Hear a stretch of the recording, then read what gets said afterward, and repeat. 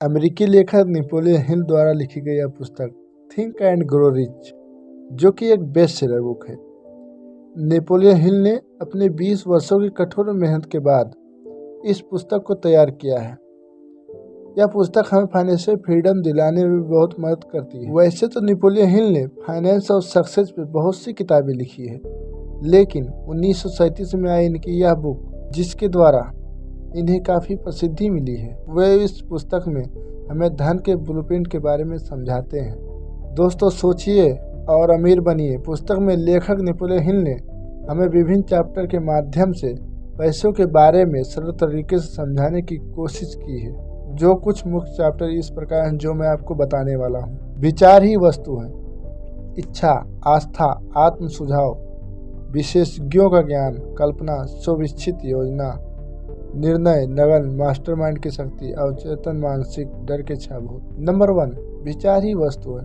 कहते ना, जैसा हम सोचते हैं वैसा हम बन जाते हैं। दोस्तों, वर्तमान में हम जो कुछ भी हैं वह हमारे पास्ट में सोचे गए विचारों की वजह से ही हैं, और हमारे वर्तमान में हमारे विचार ही तय करेंगे कि हम भविष्य में क्या होंगे। थिंक एंड ग्रो रिच में बताया गया है कि कैसे एक साधारण व्यक्ति एडविन सी बॉन्स अपने विचार से बल्ब आविष्कारक एडविन का बिजनेस पार्टनर बनने में कामयाब रहा। यह सब एक दिन में नहीं हुआ। एडविन की सोच और दृढ़ इच्छा शक्ति ने ही उसे अपने मुकाम तक पहुंचाया है। नेपोलियन ही कहते हैं ना कि इंसान का मानसिक जो सोच सकता है और जिसमें वह विश्वास रख सकता है, वह सब कुछ हासिल कर सकता है। नंबर 2, डिजायर, इच्छा। इस पुस्तक में नेपोलियन हिल बताते हैं कि कैसे हम अपनी इच्छा से वह सब कुछ पा सकते हैं जो हम पाना चाहते हैं। इस पुस्तक में लेखक अपनी एक सच्ची कहानी सुनाते हैं, जिसके उसके बच्चे के जन्म से कान नहीं थे और वह सुन नहीं सकता था। डॉक्टरों ने भी साफ मना कर दिया कि वह अब कभी सुन नहीं सकता है, लेकिन लेखक और उसकी पत्नी की यह प्रबल इच्छा थी कि उसका बेटा सुने। उन्होंने अपनी इस प्रबल इच्छा के दम पर कुछ ही सालों में ऐसा कर्ज दिखलाया कि उसका बच्चा सुनने लगा। नेपोलियन कहते हैं कि मानसिक की कोई सीमाएं नहीं, सिवाय जिन्हें हम मान लेते हैं। गरीबी और अमीरी दोनों ही विचार की संतानें हैं। नंबर 3, आस्था। इस चैप्टर में हमें बताया गया है कि कैसे हम अपनी इच्छा पर आस्था और विश्वास रखना है। दोस्तों, मात्र इच्छा से ही हम वह सब कुछ नहीं हासिल कर सकते जिसे हम चाहते हैं। इसके लिए हमें हर पल उस पर आस्था और विश्वास रखना होता है। इस चैप्टर में यह भी बताया गया है कि हम अपने आस्था पर कैसे विकसित कर सकते हैं, और आत्मविश्वास का फार्मूला भी बताया गया है। तो नंबर 4, ऑटो सजेशन यानी आत्म सुझाव। दोस्तों, आत्म सुझाव का मतलब यह है कि हमें स्वयं से ही हमारे माइंड को यह समझाना होगा कि हमारा लक्ष्य क्या है और उसे कैसे हासिल करना है। यहाँ लेखक बताते हैं कि हमें किसी शांत जगह पर जाकर अपने लक्ष्य को एक डायरी में नोट कर लेनी चाहिए। हमें यह भी नोट कर लेनी चाहिए कि हम क्या चाहते हैं या कितनी धनराशि चाहते हैं। उसके बाद में यह नोट करें कि हमें अमुक धनराशि या लक्ष्य कितने टाइम में हासिल करना है।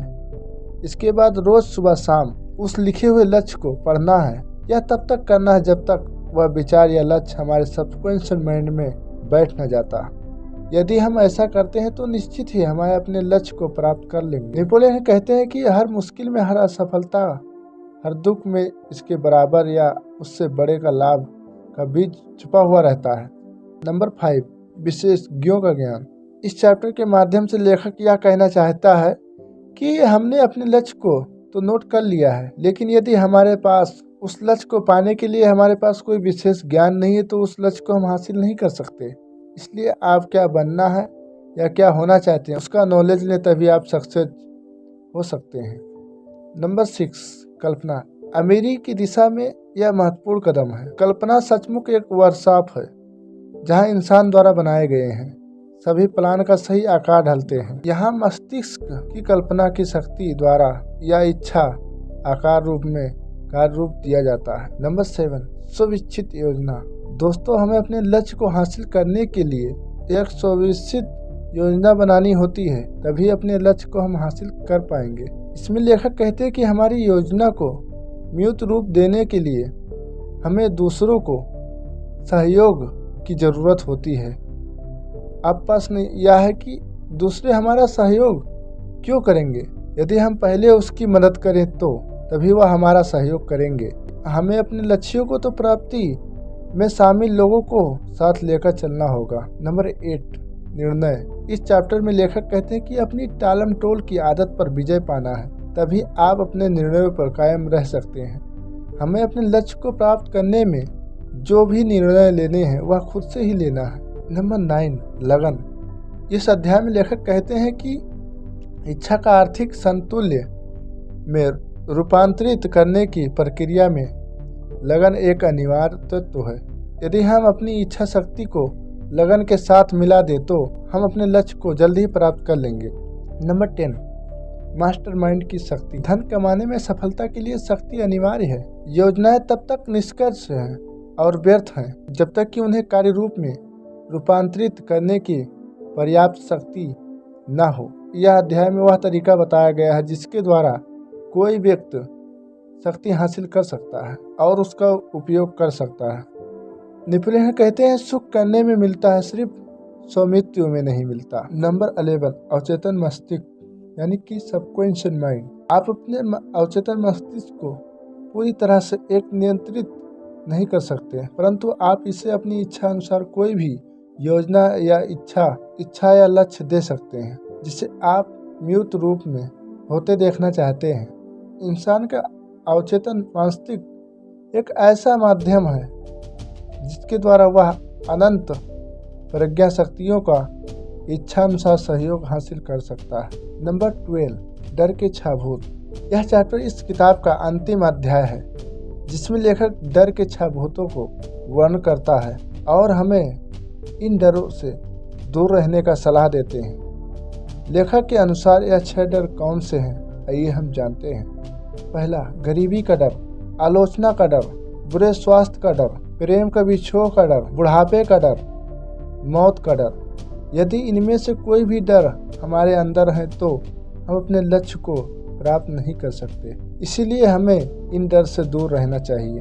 Think and grow rich book हमें क्यों खरीदनी चाहिए? लेखक नेपोलियन हिल एक प्रसिद्ध अमेरिकी ऑथर हैं जिन्होंने कई वर्षों तक अध्ययन किया इस बुक का निर्माण करने के लिए। यह पुस्तक हमें धन के बारे में ऐसे रहस्य बताएगी जो अभी तक हमें मालूम नहीं थे। इस पुस्तक को पढ़कर हमें अपने धन के प्रति अपने माइंड को सेट कर सकते हैं। इसमें बताया गया है कि हम अपनी सोच को कैसे अमीर बना सकते हैं और वह नियमों को भी बताया गया है जिसके द्वारा हम ऐसा कर सकते हैं। यदि आप फाइनेंशियल फ्रीडम होना चाहते हैं और फैमिली दोस्तों के साथ खुश रहना चाहते हैं तो आपको यह बुक जरूर पढ़नी चाहिए। मैं अब तक यह बुक 2 बार पढ़ चुका हूँ और मुझे हर बार पढ़ने में अच्छा महसूस होता है और मैं हर बार एक नई चीज़ सीखता हूँ। इस बुक के बारे में बताने की मुझे ज़्यादा आवश्यकता नहीं है क्योंकि यह पुस्तक अपनी बिक्री के सारे रिकॉर्ड तोड़ चुकी है। यह एक बेस्ट सेलर बुक है। मुझे यह पुस्तक ने बहुत कुछ सिखाया है। धन के ब्लूप्रिंट को समझने में थिंक एंड ग्रो रिच ने मेरी काफ़ी हेल्प की है। इस पुस्तक से आप मन चाहे सफलता अर्जित कर सकते हैं। इसीलिए I strongly recommended to you, यह पुस्तक आपको जरूर पढ़नी चाहिए। तो दोस्तों, यह ऑडियो समरी आपको कैसा लगा आप कमेंट बॉक्स में ज़रूर बताएं और हमारे वीडियो को लाइक ज़रूर कर दें और हमारे चैनल को ज़रूर सब्सक्राइब करें।